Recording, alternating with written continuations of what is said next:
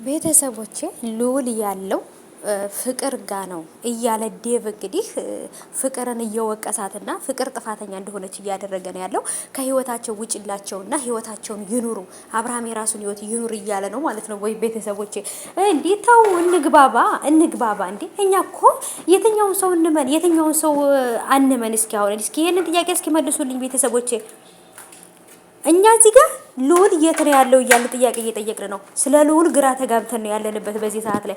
አሁን ላይ ደግሞ እዚህ ጋር ዴቭ ደግሞ ፍቅርን አንቺ ነሽ ልጁን የወሰድሽው አብርሃም አንቺን እንደዚህ አድርጎሽ ስለነበረ አንቺን ብዙ ነገር ማድረግሽ ታውቂያለሽ ብሎ ስላለሽ ስላስፈራራሽ ለዛ ብለሽ ነው ልጁን የወሰድሽው፣ ወይንም ደግሞ ሩታ ልጁን አንቺ ጋር አድርጋ ነው የነሱን ሰላም መንሳት ፈልጋችሁ ነው ይሄን ነገር ያደረጋችሁት። ከዚህ በፊት አብርሃምን ያደረጋችሁት ነገር አለ፣ አሁንም እሱን የሆነ ነገር ለማድረግ ፈልጋችሁ ነው እያለ ነው ያለው።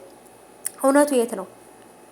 በዛም አለ በዚህም አለ እኮ እኛ የምንፈልገው ማንም ወሰደው የትም ይወሰዱት፣ ከላይም ሰማይም ያድርጉት ምድርም ውስጥ ይደብቁት አይመለከተንም። እኛ የምንፈልገው ልዑልን ብቻ ነው። በቃ ልጁን አምጡልን፣ ልጁን መልሱልን፣ እናቱ ጋር መልሱት ነው እኮ ባጭር አማርኛ ማለት ነው። ለምንድን ነው ከሰዎቹ ጋር አንግባባ ያልነው?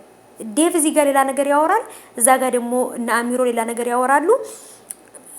ተው እንግባባ እንዴ! ራሳችሁ ራሱ እኮ አልተግባባችሁም ከራሳችሁ ጋር እንኳን አይደለም ከኛ ጋር ልትግባቡ። የእውነት ራሳቸው ራሱ እኮ የሚያወሩት ነገር እርስ በራሳቸው እንኳን ራሱ እኮ እየተግባቡ አይደለም፣ እንኳን አይደለም እኛ ጋር ሊግባቡ እንዴ።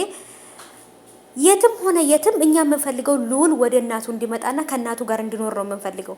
ምንድነው ያልተጻፈ የምታነቡት? የትም ይቀመጥ ብቻ ልጁን አምጡልን ማለት ነው።